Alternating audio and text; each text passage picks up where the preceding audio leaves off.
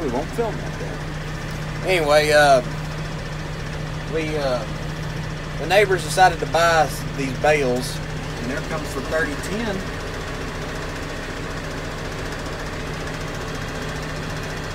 3010 John Deere tricycle.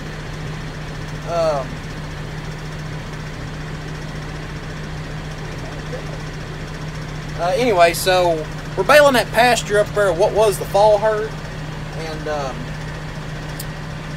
we're baling that up. The big 32-acre farm made 82 bale, 83 if you count the oddball one. It made 82 full bales, and we're still raking and rolling on the pasture bottom here, and then the little waterways and everything we got. So that's what we're finishing up there, and then all the bales that are in the pasture field, the neighbor back here's bought them, and the two lots we'll keep for ourselves.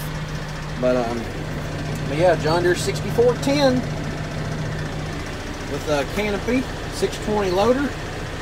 It's a good little tractor. It don't even have 2,000 hours. No, it's got probably close to 3,000 hours on it, I think, by now.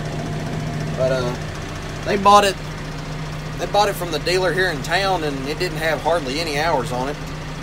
And so yeah, and then they've also got 4020 and a 3010. 4020, that's what that loader belongs to. It's actually my uncle's. My uncle that lives on down the road, it was his tractor. He put a combine engine in it, and don't know how many hours it's got on it since the rebuild. But yeah, it's a diesel, wide front, and it's not a power shift, it's a synchro. But anyway, from what I understand, that 3010 right there is going to be his cultivating tractor for the tobacco patch. They do raise tobacco, about 5 acres of it, although I think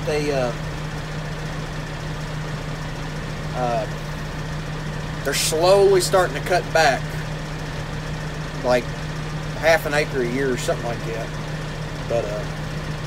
But yeah, so get you another shot of this thing.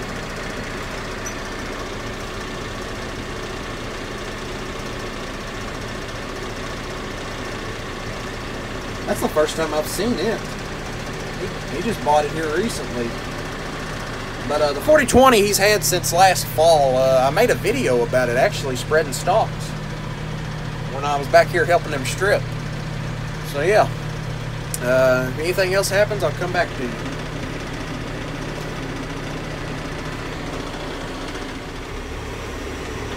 So here's this pasture field that we're baling. There's where we're feeding hay. All the 2 fields back there are corn. And they're corn. We only mowed to the ditch line down there because that's not worth mowing. I mean, it probably was, but it's so freaking rough over there. Didn't want to risk breaking any more equipment. So yeah, this is my 3rd trip. 3 times 6 is 18. I've got 6 more. So there's 24 out here right now, and there's 4 windrows left. I don't know why he didn't bale the rest of it. So there's, I bet there'll be close to 30. Well, there might be 26. I'm gonna call 26 bales. I'll be hauling to this guy, and so yeah, that's about it. So this is my 3rd trip. I'm headed back. It's about a mile. It might be 2 miles. No, it might be a mile and a half, I guess you could say. About a mile and a half, maybe 2 miles back there. But anyway, there's a little dolly wheel rake on the 54. When we're top dressing corn, we have to use that tractor. Just thought I'd clear that up because that's the narrowest tractor we've got set up at the moment. Oh well. It does the job. It pulls like a champ. And so yeah, here we go.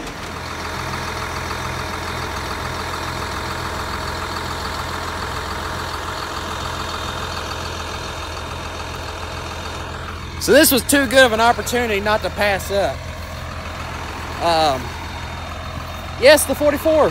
Well, this is probably the first time ever the 44's done anything hay related. Being as how every other freaking tractor is hooked up to something right now, and we're done planting, so why not pull this old girl out to haul some hay? So that way my uncle don't have to keep hooking and unhooking the loader tractor. Saves him and everything else. Makes it go by a whole lot quicker. We've got about 20, got dang near close to 30 rolls up here that's got to be moved in. So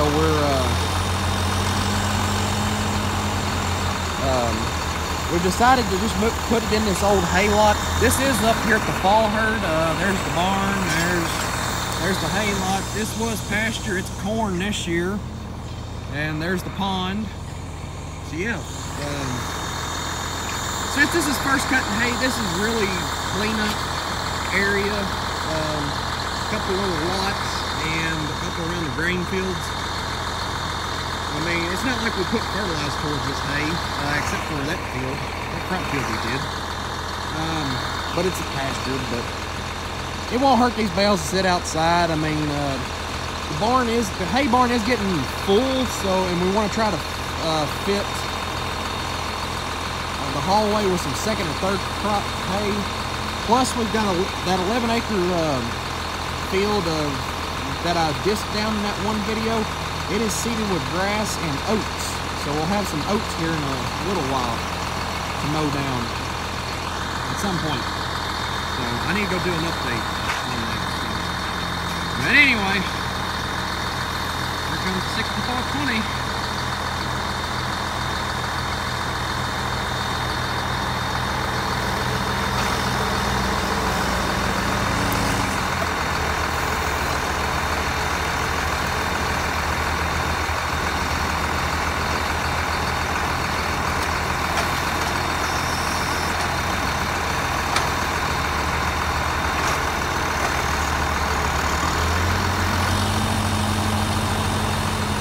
Okay, and to answer why we flip the front bale, it's for when we're traveling down the road.